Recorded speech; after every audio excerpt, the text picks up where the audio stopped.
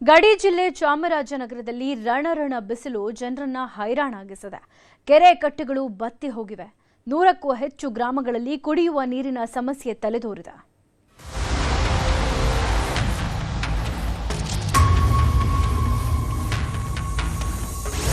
ಕಂಡು ಕಾಣರಿಯದ ರಣಬಿಸಿಲು. ಕಂಗಾಲಾದ ಗಡಿ ಜಿಲ್ಲೆಯ ಜನ.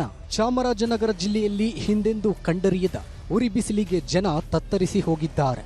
ಕಳೆದ 2 ವಾರಗಳಿಂದ ತಾಪಮಾನ 36 ಡಿಗ್ರಿ ಸೆಲ್ಸಿಯಸ್ ದಾಟುತ್ತಿದೆ. ಪರಿಣಾಮ ಅಂತರ್ಜಲ ಮಟ್ಟ ಪಾತಾಳಕ್ಕೆ ಕುಸಿದಿದ್ದು ಅಲ್ಪ ಸ್ವಲ್ಪ ನೀರಿದ್ದ ಕೆರೆಕಟ್ಟೆಗಳು ಬತ್ತಿ ಹೋಗಿವೆ. ಜಿಲ್ಲೆಯಲ್ಲಿ ಸಾಮಾನ್ಯವಾಗಿ ಯುಗಾದಿ ವೇಳೆಗೆ ಮಳೆಯಾಗ್ತಾ ಇತ್ತು. ರೇವತಿ ಮಳೆಗೆ ರೈತರು ಜಮೀನು ಉಳುಮೆ ಮಾಡಿಕೊಂಡು ಪೂರ್ವ ಮುಂಗಾರಿಗೆ ಬಿತ್ತನೆ ಮಾಡ್ತಾ ಇದ್ರು. ಆದರೆ ಈ ಬಾರಿ ಹನಿ ಮಳೆಯೂ ಬಿದ್ದಿಲ್ಲ. ಹೀಗಾಗಿ ಜಾನುವಾರುಗಳಿಗೆ ಮೇವು ಸಿಗದೆ ಕಂಗಾಲಾಗಿ ಹೋಗಿವೆ. ಸರ್, ಮಳೆ ಆಗಬೇಕಾಯ್ತು, 2-3 ಮಳೆ ಆಗಬೇಕಾಯ್ತು. ರೇವತಿ ಮಳೆನೂ ಕೈ ಕೊಟ್ಬಿಡ್ತು. ಮುಂದೆ ಬಿತ್ತನೆ ಬೀಜ ಏನು ಬಿತ್ತಿಲ್ಲ. ದನ ಕರುಗಳಿಗೆ ಕುಡಿಯೋ ನೀರು ಮೇವು ಎಲ್ಲೂ ಸಿಗ್ತಾ ಇಲ್ಲ. ಎಲ್ಲ ರೋಗ ಬಂದು ಇನ್ನು ಸ್ವಲ್ಪ ದಿನ ಆದರೆ ರೋಗ ಬಂದು ಸಾಯಕರಿಕತ್ತವ ದನ ಕರುಗಳೆಲ್ಲ. ಕೆರೆ ಕಟ್ಟೆಗಳು ಎಲ್ಲ ಬತ್ತೋಗಿದೆ ಸರ್, ನೀರೇ ಇಲ್ಲ. ಕಂಪ್ಲೀಟು ಕುಡಿಯೋ ನೀರೇ ಸಿಗ್ತಾ ಇಲ್ಲ.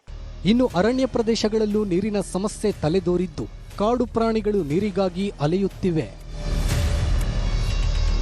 ಜಿಲ್ಲೆಯಲ್ಲಿ ಬಿಸಿಗಾಳಿ ಬೀಸುತ್ತಿದ್ದು ವಿದ್ಯಾರ್ಥಿಗಳಿಗೆ ಬ್ಲೇಸರ್ ಟೈ ಕಡ್ಡಾಯಗೊಳಿಸಬಾರದು ಅಂತ ಜಿಲ್ಲಾಧಿಕಾರಿ ಆದೇಶಿಸಿದ್ದಾರೆ. ಮತ್ತೊಂದೆಡೆ ವಾಹನ ಸವಾರರು ಹೆಲ್ಮೆಟ್ ಧರಿಸುವುದೇ ಕಷ್ಟಕರವಾಗಿದೆ.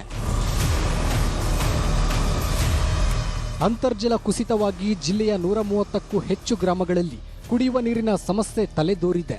ತೀವ್ರ ಸಮಸ್ಯೆ ಇರುವ ಗ್ರಾಮಗಳಿಗೆ ಟ್ಯಾಂಕರ್ ಮೂಲಕ ಕುಡಿಯುವ ನೀರು ಪೂರೈಸಲಾಗ್ತಾ ಇದೆ.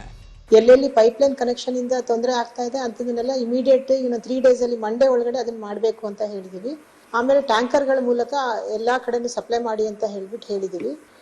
ಗುಂಡ್ಲುಪೇಟೆಯಲ್ಲಿ ಇನ್ನೂ 1-2-3 ಕಡೆ ಐಡೆಂಟಿಫೈ ಮಾಡ್ಕೊಂಡಿದ್ದಾರೆ ಖಾಸಗಿ ಬೋರ್ವೆಲ್. ಒಟ್ಟಾರೆ ಬಿಸಿಲಿನ ಝಳ, ವರುಣನ ಅವಕೃಪೆ ನಾನಾ ತರದ ಸಮಸ್ಯೆಗಳನ್ನೇ ಸೃಷ್ಟಿಸಿದೆ.